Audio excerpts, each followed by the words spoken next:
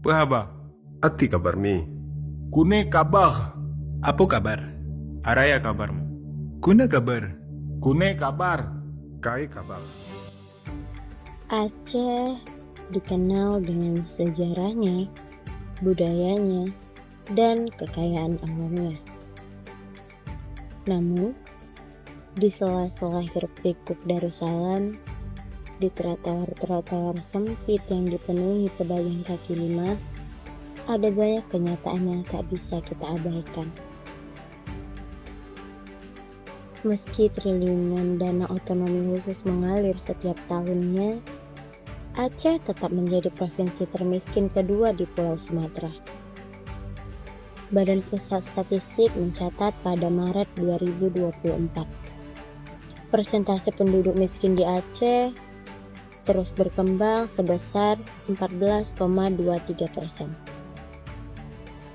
Penurunan kecil dari tahun sebelumnya, tapi tetap menyisakan lebih dari 800.000 jiwa yang hidup di bawah garis kemiskinan. Besar kecilnya jumlah penduduk miskin sangat dipengaruhi oleh garis kemiskinan. Artinya, siapa saja yang pengeluarannya di bawah standar minimum hidup layak sampai tercatat sebagai penduduk miskin. Sekarang ini, bagaimana pengaruh harga bahan pokok terhadap usaha yang abang sekarang? Bahan-bahan udah naik semua kan, mahal-mahal. Jadi kan disesuaikan sama harga penjualan gitu. Harga dinaikkan, porsi dikurangi. Sehari-hari biasanya berapa keuntungan yang abang dapatkan? Kalau sehari, kalau hari biasa itu di atas 11 bang, 1.100.000 gitu. 1.100.000. Ya kalau untuk hari Sabtu Minggu tuh mungkin di bawah 1 juta. Kalau boleh berharap, perubahan apa yang abang inginkan dari pemerintah untuk usaha kecil seperti ini? Ya di bahan-bahan itu kalau bisa dikurangi lah bang lah, agak jangan terlalu dinaikkan gitu kan, karena pedagang ini kan juga agak susah gitu kan. Harga naik, kita disesuaikan, otomatis pelanggan itu kurang bakal harga dinaikkan gitu. Terima kasih bang ya. Sekilas, Aceh tampak berkembang.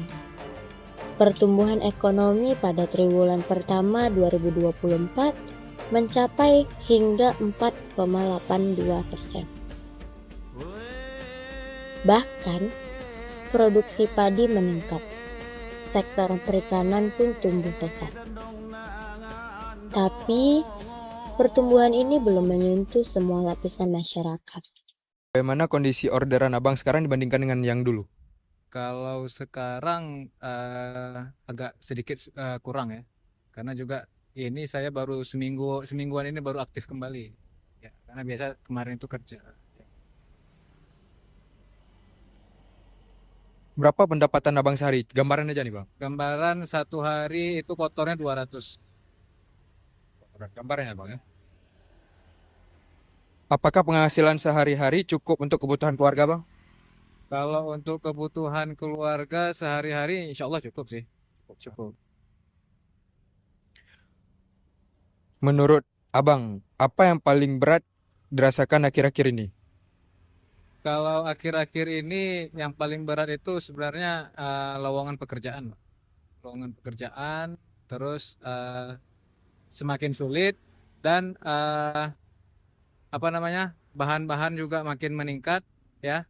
Terus penghasilan kita yang begitu-begitu saja. Jadi bahan-bahan baku semakin mahal, tapi penghasilan kita ngestak di situ aja.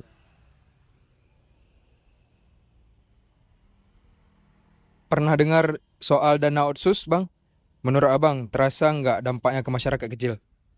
Kalau dampak ke masyarakat kecil, ini sih sangat berdampak, karena dari yang apa namanya, dari sepengetahuan saya, banyak apa namanya, di dana otsus itu masih belum tersalurkan lah ke masyarakat kecil. Sebagai mahasiswa, bagaimana pandangan Anda tentang kondisi sosial dan ekonomi masyarakat Aceh saat ini? Menurut saya ya, sebagai mahasiswa pendatang dari luar Aceh ini, menurut saya ketertutupan Banda Aceh akan investor perkara sosial seharian mereka itu Menurut saya itu menghambat bagaimana kehidupan saya. Karena memang saya sudah mengalami ketergantungan terhadap produk-produk luar yang ada di luar, yang ada tersedia di luar Aceh. Namun karena ketertutupan bahwa mendatangkan investor dari luar itu menurut saya suatu hal yang menghambat perekonomian Banda Aceh. Karena perputaran keuangan yang ada di Banda Aceh tidak bisa dimaksimalkan karena adanya ketertutupan akan investor luar tadi. Menurut Anda, apakah dana otsus sudah digunakan dengan efektif? Menurut saya, penggunaan dana otsus belum terlaksana secara efektif karena di salah satu poin yang saya baca di internet bahwa adanya penggunaan dana untuk menarik investor dan pembangunan infrastruktur secara maksimal. Mungkin karena keadaan sosial syariat di sini yang melarang adanya pembangunan kota, melebihi tingginya bangunan dari Masjid Raya. Jadi untuk pemerataan infrastruktur di sini menurut saya belum secara efektif dalam penggunaan dana otsusnya ya.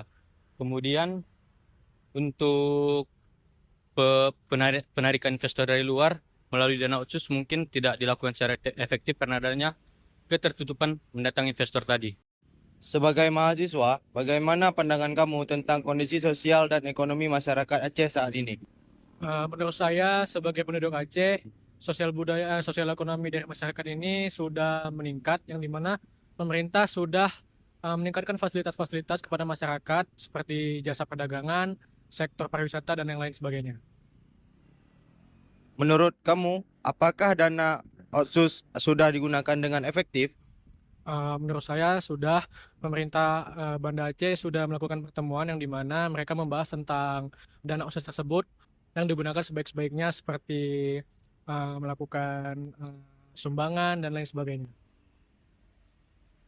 Sebagai generasi muda, apa yang paling kamu harapkan dari pemerintah Aceh? Pemerintah Aceh selalu mendukung fasilitas kepada masyarakatnya, terutama dari sektor pendidikan. Terima kasih Bang. Generasi muda adalah kunci. Mereka memahami akar masalah bukan hanya soal dana tapi juga soal tata kelola. Bahkan, sejak diberlakukannya dana otonomi khusus, Aceh mendapat kucuran dana yang sangat besar setiap tahunnya.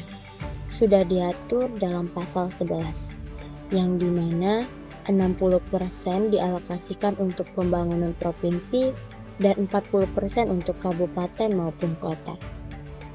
Namun tanpa pengawasan yang ketat, dana besar pun bisa menguap tanpa bekas. Triwulan pertama 2024 mencatat penyaluran bantuan sosial sudah tinggi. Program sembako sebesar 95,92% dan PKH 98 sampai 100%. Tetapi tetap saja, penurunan kemiskinan terasa sangat lambat. Persentase kemiskinan di desa mengalami sedikit penurunan dari 16,92% hingga 16,75%. Namun, apa kabar dengan perkotaan? Justru di perkotaan, angka kemiskinan semakin bertambah. Artinya, ketimpangan masih saja ada di daerah ini. Dan kemiskinan mulai merambah ke kawasan urban. Di sela-sela keterbatasan, Aceh tetap hidup. Warga kecil, mahasiswa, pekerja informal, merekalah yang menjaga harapan tetap menyala. Karena pada akhirnya perubahan bukan hanya soal anggaran besar, tapi soal ketulusan, keadilan, dan kerja keras bersama.